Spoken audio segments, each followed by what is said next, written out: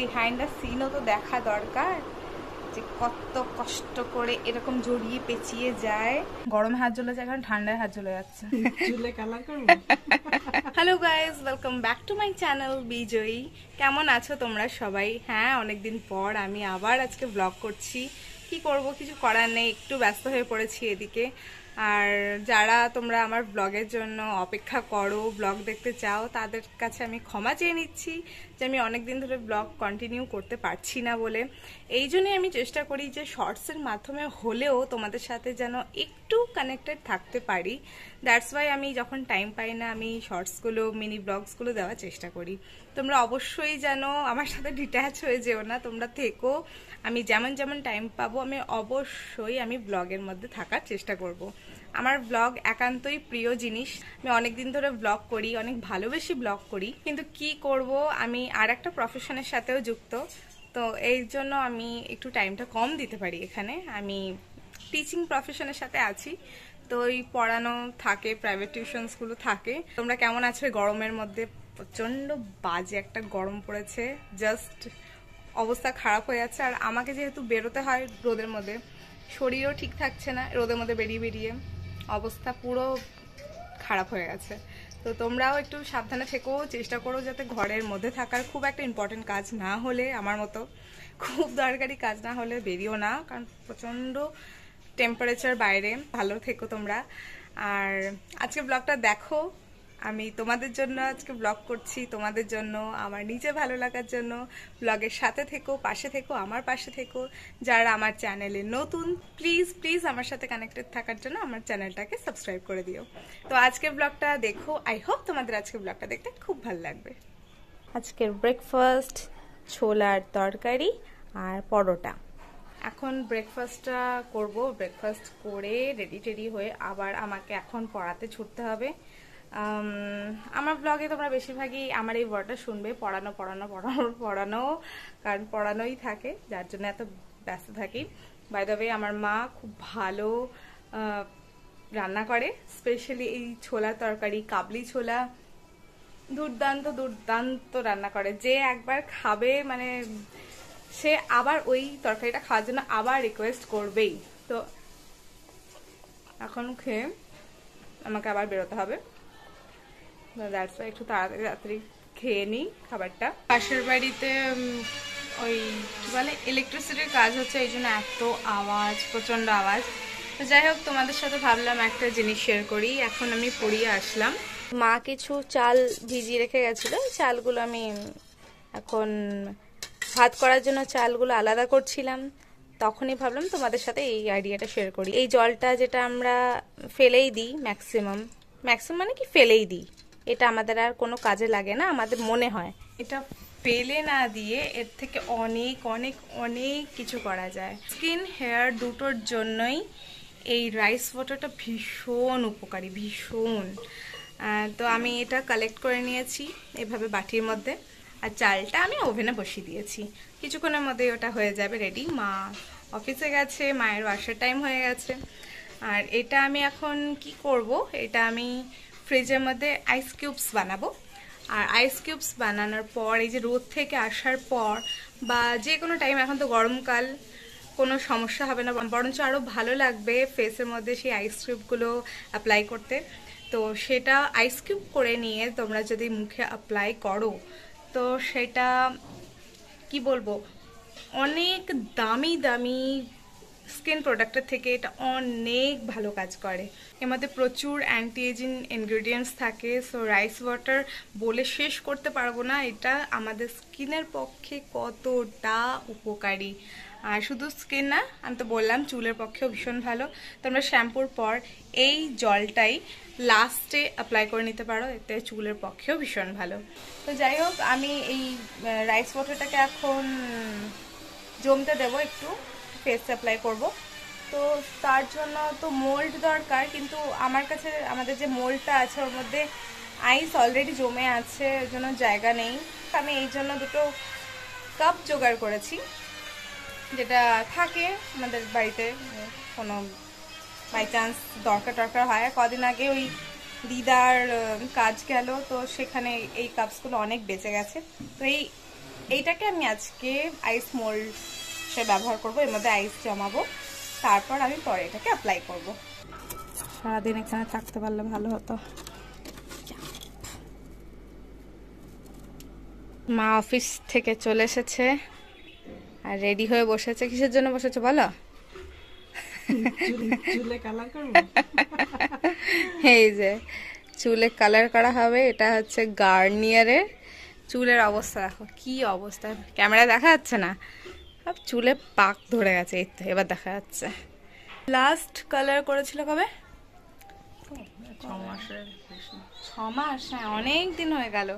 আর আশ্চর্যের বিষয় হচ্ছে আমি সেটা ব্লগ করেছিলাম, কিন্তু সেই ব্লগটা মানে আমার এত দেরি হয়ে গেছে ওই ব্লগটা আপলোড করতে যে শেষ পর্যন্ত আমাকে ওটা ডিলিট করতে হলো। তো করে দিই ফটাফট, তারপর আমরা আমাদের লাঞ্চটা সেরে নেবো। খিদেও পেয়ে গেছে খুব।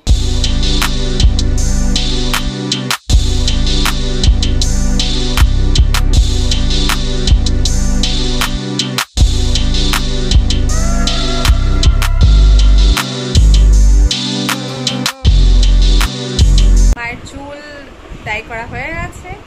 এখন আমি ভাবলাম যে বসে বসে কিছু একটা করা যাক, একটু হাতে টাইম আছে। এই জন্য আমার কাছে অনেকগুলো কাপড় ছিল, এই যে জিনিসপত্র নিয়ে বসেছি।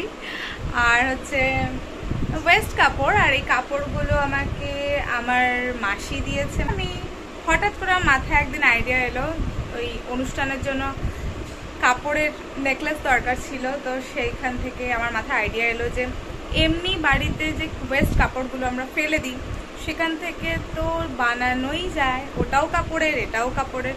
তো ওয়েস্ট এইগুলোকে ফেলে দিয়ে কি করব, এতগুলো কাপড় আমি জানতাম না আমি এটা মাসির কাছে পেয়ে যাব। এমনভাবে বানাবো যাতে তোমরা ইউজলেস একটা কাপড়কে ইউজফুল করে তুলতে পারো।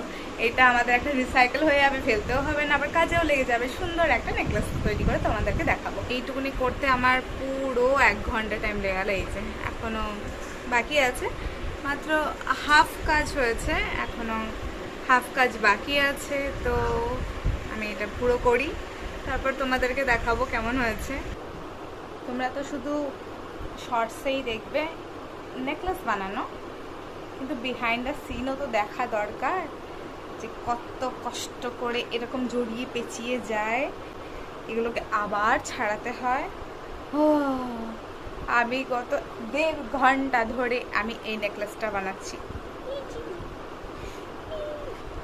ভালোই হচ্ছে, খারাপ হচ্ছে না। আমি ফার্স্ট টাইম এটা বানাচ্ছি, তাই ভাবলাম তোমাদের সাথে শেয়ার করি। আমি তো খেয়ালই করিনি আমার এখানে চামড়াগুলো কেটে কেটে কেটে কেটে গেছে, ভীষণ অবস্থা খারাপ। এগুলো করে রেখে দিলে কি সময় অসময় নেকলেসের অভাব হয় না। ঠিকই আছে।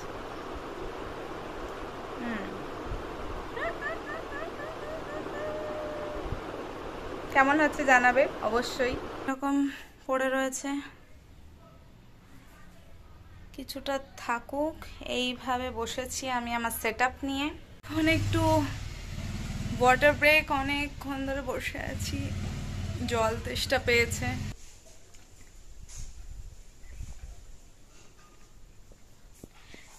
যে এটা বানাতে দিয়েছিলাম, মানে রাইস ওয়াটারের যে আইস কিউবটা বানাতে দিয়েছিলাম, মা ওটা কি করেছে, ওটা হচ্ছে ডিফ্রস্ট করে দিয়েছে ফ্রিজে। মানে ফ্রিজটা পুরো বরফে ভরে গেছিল, পুরো ডিফ্রস্ট করে দিয়ে পুরো ওটাকে বেশ ওটা বরফ হয়ে গেছিল, আবার জল হয়ে গেছে। দিয়ে মা বলছে ওটা কাপের মধ্যে কি সব রেখেছিস।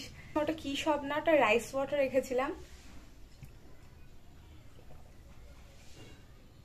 বললাম যে তুমি ওটা ডিফ্রোস্ট করেছো, ঠিক আছে, আবার কোনো অসুবিধা নেই, আবার জমে যাবে। ফুল নেকলেসটা কেমন লাগছে দেখতে এটা আমি তোমাদেরকে শর্টস ভিডিওতে দেখাবো। অবশ্যই অবশ্যই যেন দেখো, অনেক খাটনি হয়েছে করতে। প্রায় আমার 1.5-2 ঘন্টায় পেঁচাতে পেঁচাতে পেঁচাতে পেঁচাতে কেটে গেছে। আর আজকে তো আমার হাতে টাইম নেই একদম, এই জন্য আমি ইয়াররিংসটাও বানাবো। হ্যাঁ, ম্যাচিং ইয়াররিংস না হলে ভালো লাগে না। একটা ইয়াররিংস বানাবো ভেবেছি, তো সেটা পরে বানাবো আর তোমাদের সাথে অবশ্যই আমি ব্লগেই শেয়ার করব। অবশ্যই সেই ব্লগটা যেন দেখো, মিস করো না। তাহলে যারা যারা নেকলেসটা দেখে থাকবে তারা ইয়াররিংসটাও কেমন করে বানাবে সেটাও শিখে যাবে। জোর করে টানাটানি করতে গিয়ে পুরো কাপটা ফ্রিজারের সাথে পুরো এঁটে গিয়েছিল, জোর করতে গিয়ে এরকম হয়ে গেল। আইস কিউব নেই, আইস সার্কেল হয়ে গেছে। সে যাই হোক, এটা আমি ফেসের মধ্যে এখন অ্যাপ্লাই করে নেব। যতগুলো চালের পার্টিকেলসগুলো ছিল সব নিচে জমে গেছে, এটা ধরে রাখা যাচ্ছে না। প্রচুর বেনিফিট, তোমরা ইউজ করো, ভীষণ ভালো স্কিনের পক্ষে। বাট ভীষণ ঠান্ডা, হাতে ধরে রাখতে পারছি না। এটা খুব রিল্যাক্সিং, গরমকালে ভীষণ ভীষণ ভীষণ ভীষণ রিল্যাক্সিং। তো আমার রোদের মধ্যে বারবার যাওয়া আসা হতেই থাকে, আর এখন ইদানিং আরো বেশি, যেহেতু মর্নিং স্কুল হয়ে গেছে, আমাকে এখন পড়াতে যেতে হয় দুপুরে। এই জন্য এসে জাস্ট আমার আইস কিউবটা রাব করা হয় না, খুব কমই করি, কিন্তু যদি করি সেটা খুব ভালো, অনেকটা সানবার্ন কমাতে সাহায্য করে। তো আমি চেষ্টা করি যাতে মাঝে মাঝে করি, বাট করা হয় না। It's my fault. তোমরা করো অবশ্যই, অনেক অনেক বেনিফিট পাবে। গরমে হাত জ্বলে যায়, এখন ঠান্ডায় হাত জ্বলে যাচ্ছে। আমি জাস্ট মুখে যতটুকু এক্সেস জল লেগেছিল আমি জাস্ট ওটা ড্যাপ ড্যাপ করে মুছে আসলাম। তাছাড়া কোনো ময়শ্চারাইজার এখন আমি কিচ্ছু অ্যাপ্লাই করিনি, পুরো ফাঁকা মুখ আমার। তো দেখো রেজাল্ট তোমরা দেখতেই পারছো, একদম আমার মুখটা রিফ্রেশিং হয়ে গেছে। তো যাই হোক, আজকের ব্লগটা দেখতে তোমাদের কেমন লাগলো আমাকে অবশ্যই জানিও। আমি আমার ব্লগের মাধ্যমে তোমাদেরকে বিভিন্ন বিউটি টিপস দিতে থাকবো, যেটা আমি ফলো করি সেটা তোমাদের সাথেও শেয়ার করব। তো তোমাদেরও জেনে অনেকটা উপকারে আসবে সেখানে। আর আমার সাথে আমার জার্নিতে যুক্ত থাকার জন্য এক্ষুনি ঝটপট বিজয় চ্যানেলটাকে সাবস্ক্রাইব করে দাও। আবার দেখা হচ্ছে তোমাদের সাথে নেক্সট ব্লগে। বাই।